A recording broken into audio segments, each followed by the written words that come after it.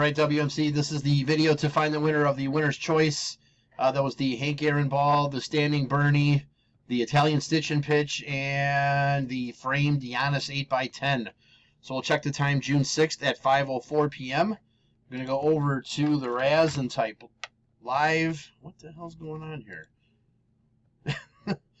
Are we still recording? I'm not sure. June 6th, 5:04 p.m.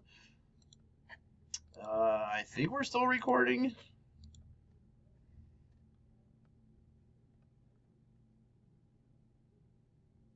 We'll keep going. So we need a dice roll of 5 or higher. There's 8. All right, 8 times. Here we go. Good luck. 1, 2, 3, 4, 5, 6, 7. Last and final. Here we go. Good luck. It is Scott. Spot 15 is your winner. So Scott, please message me to collect your bobblehead. There, or your make your choice. Sorry. There is our verification code. Our timestamp once again, June 6th, 5:05 p.m. That's it, guys. Thanks.